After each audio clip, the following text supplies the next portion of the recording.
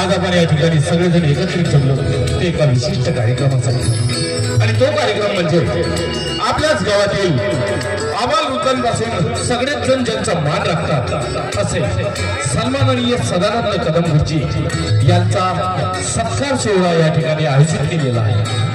तर मी मंचावर आमंत्रित करतोय सन्माननीय सदानंद कदम गुरुजी यांनी मंचावर येऊन आपलं स्थान भूषवावं।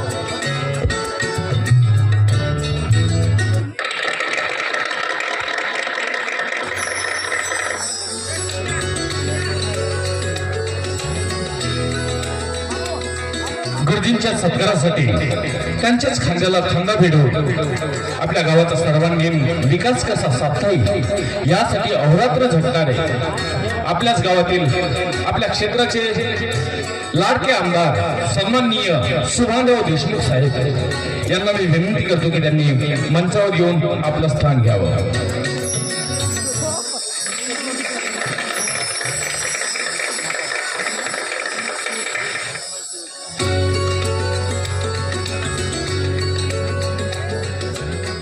मंचावर उपस्थित सन्माननीय सदानंद कदम गुरुजी त्याचप्रमाणे आमदार महोदय श्री सुभानरावजी देशमुख साहेब यांचं मी शब्दसुमनांनी स्वागत करतोय। आणि मित्रांनो, या सत्कार सोहळ्या संबंधी एक छोटासा सांस्कृतिक कार्यक्रम आम्ही या ठिकाणी आयोजित केलेला आहे। तर मी आपल्या सगळ्यांच्या मनोरंजनासाठी मंचावर आमंत्रित करतोय आपल्याच गावातील सगळ्यांची लाडकी मुलगी कुमारी शीतल कदम हिला। शीतल कदम।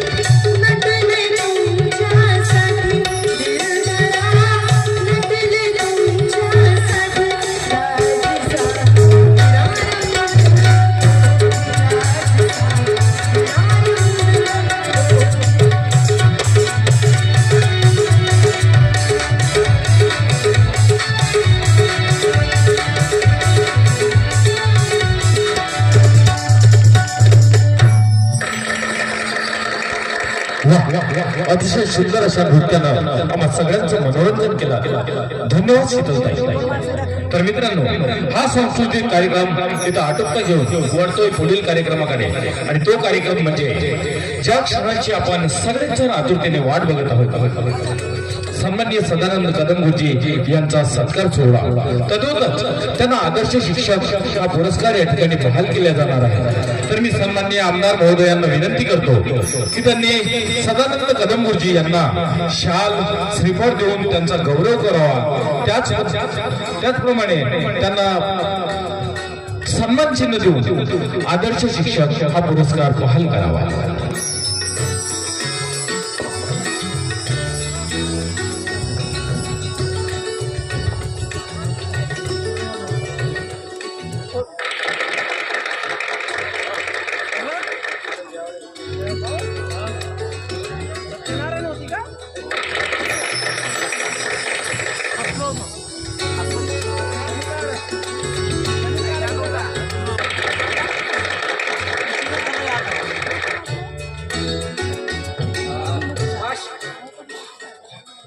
माझ्या शाळेच्या कपाटामध्ये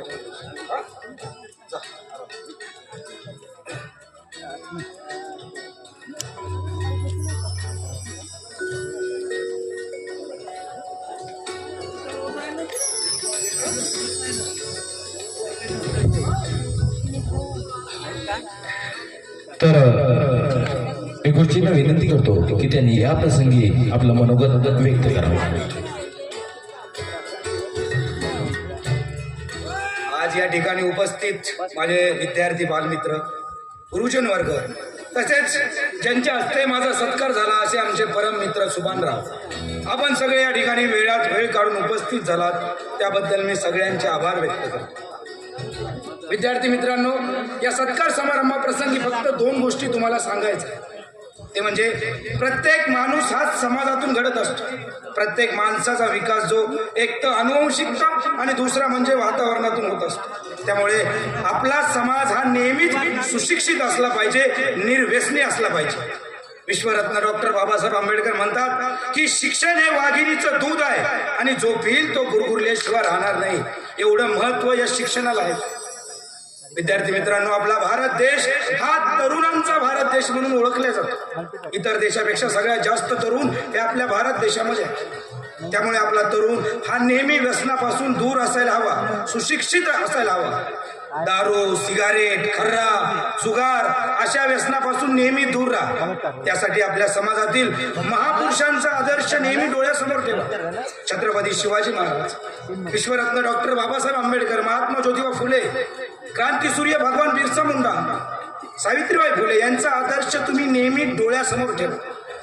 जाता जाता फक्त एकच सांगतो की शिका, संघटित व्हा आणि संघर्ष करा. धन्यवाद. धन्यवाद गुरुजी. तसं तर आम्ही आधीपासूनच आपल्या मार्गदर्शनात वागण्याचा प्रयत्न करीत आलो, पुढेही करत राहू अशी आम्ही आपल्याकडून तुम्हाला ग्वाही देतो. आणि सन्माननीय आमदार महोदय सुभानरावजी देशमुख यांना मी विनंती करतो की त्यांनी आम्हाला थोडक्यात मार्गदर्शन करावं. नमस्कार मित्रांनो, मी आपल्या सर्वांचा सुपरिचित आमदार सुभानराव देशमुख. आजच्या या सत्कार समारंभाच्या कार्यक्रमाच्या अनुषंगानं मी आपल्याला एवढंच सांगू इच्छितो, या सदानंद गुरुजी सारखा मास्तर या तुमच्या गावाला लाभलाय ना, हे खरोखरच तुमच्या गावाचं भाग्यच म्हणावं लागेल. या सदानंद मास्तरचे शिक्षणासोबतच समाज सेवेचं व्रत बघून ना खरोखरच मला या गुरुजींचा खूप अभिमान वाटतो. बरं असं आजच्या या कार्यक्रमाच्या अनुषंगाने इथल्या आयोजक मंडळीने मला बोलावलं, माझा जो मान सन्मान केला त्याबद्दल या मंडळाचं मी खूप खूप आभारी आहे. धन्यवाद. धन्यवाद देशमुख साहेब. कार्यक्रमाला उपस्थित सदानंद कदम गुरुजी हे या ठिकाणी उपस्थित झाले त्याबद्दल मी त्यांचा आभार मानतो. त्याचप्रमाणे आपल्या अतिशय अशा व्यस्त कार्यक्रमातून थोडासा का होईना पण आम्हाला वेळ दिला त्याबद्दल आमदार महोदयांचा सुद्धा मी आभार मानतो. आणि हा सत्कार समारंभ इथं संपला असं मी जाहीर करतो. परंतु समस्त जनतेला विनंती आहे की या ठिकाणी स्नेहभोजनाचा कार्यक्रम ठेवलेला आहे, तरी कोणीही जेवण केल्याशिवाय घरी जाऊ नये. कार्यकर्त्यांना सूचना आहे की त्यांनी जेवणाच्या व्यवस्थेकडे बघावं, त्याचप्रमाणे मंचावरील खुर्च्यांची व्यवस्था लावावी. धन्यवाद.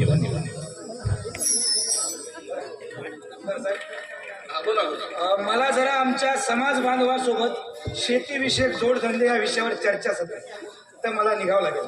हो, अगदी बरोबर बोललात. मलाही तसंही अर्जंट महत्वाच्या कामानिमित्त बाहेर जायचं आहे. तुम्ही व्हा पुढे, मी आलो.